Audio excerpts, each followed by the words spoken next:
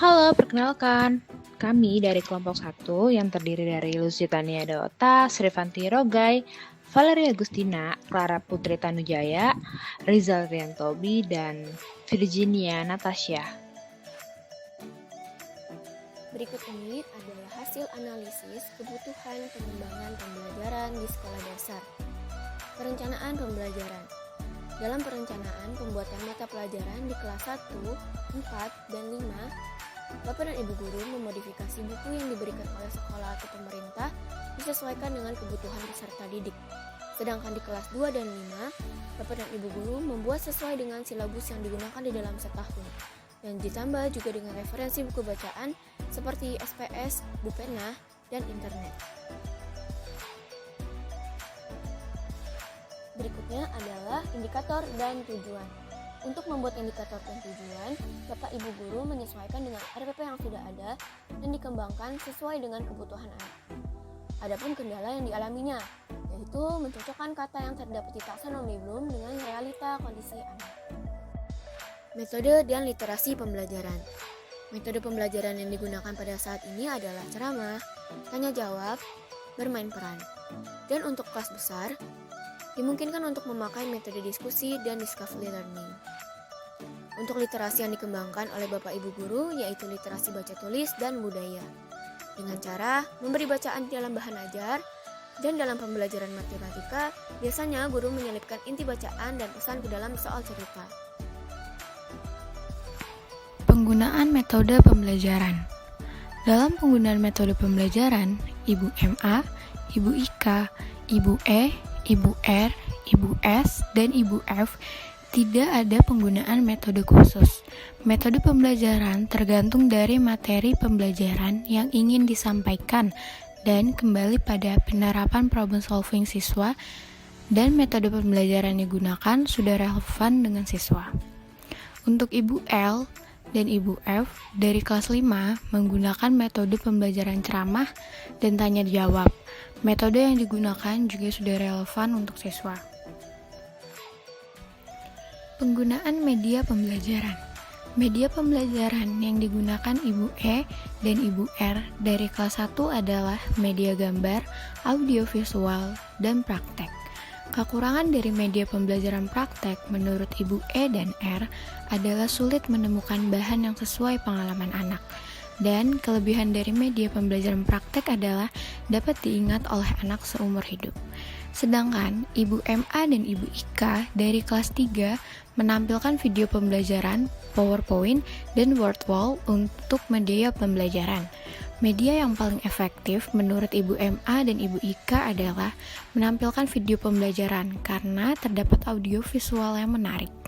Kelebihan dari menampilkan video pembelajaran adalah membuat siswa lebih tertarik, dan kekurangan dari menampilkan audio video pembelajaran adalah memerlukan waktu yang lama karena memerlukan persiapan materi dan konsep yang matang. Sedangkan media pembelajaran yang digunakan Ibu L, Ibu F, Ibu S, Ibu V, dan Ibu E adalah Google Classroom, YouTube, dan Zoom. Kekurangan dalam media pembelajaran ini adalah kendala dalam internet. Penggunaan program pembelajaran.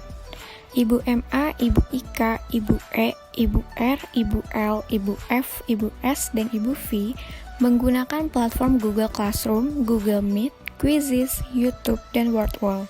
Platform yang digunakan ini mudah digunakan siswa. Kendala yang dialami adalah jika ada platform yang berbayar membuat pemakaian jadi terbatas. Sedangkan Ibu E dari kelas 4 belum menggunakan platform apapun untuk pembelajaran, karena Ibu E dan orang tua banyak yang belum menguasai. Media dan sumber belajar. Media yang digunakan oleh Ibu E dan Ibu R dalam pembelajaran tidak hanya menggunakan dari buku pemerintah, Erlangga buku, buku guru, dan buku siswa. Media yang digunakan adalah YouTube, PPT. Kelebihan dari YouTube yaitu lebih menarik karena disertakan dengan suara dan pemilihan gambar yang menarik dan diedit sebaik mungkin.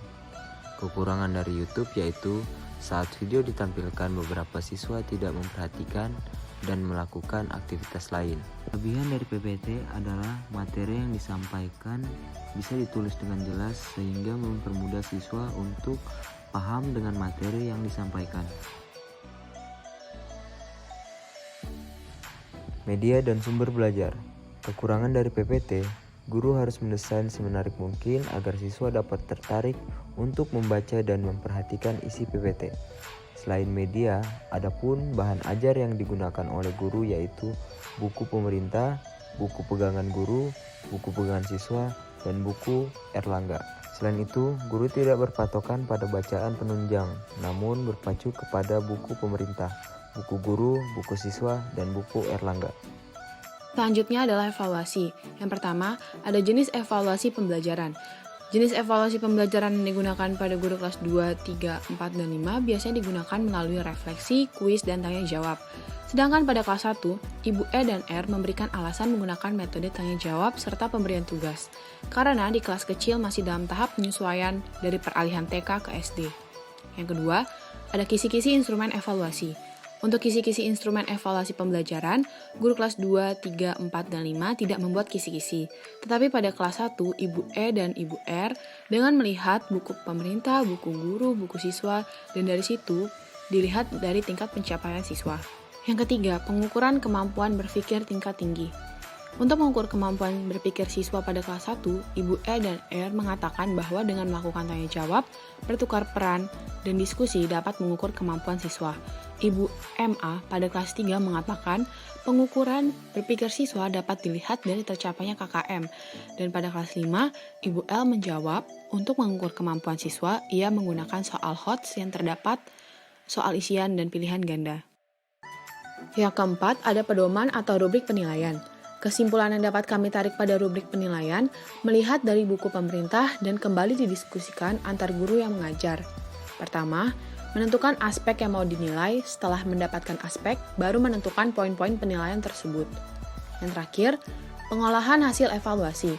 Kesimpulan yang dapat kami tarik pada pengolahan hasil evaluasi adalah dengan menggabungkan setiap nilai dan hasil pembelajaran. Itu digunakan sebagai penunjang sejauh mana siswa dapat memahami pembelajaran yang berlangsung, serta hasil tersebut juga dapat digunakan sebagai acuan ke depannya untuk lebih baik lagi.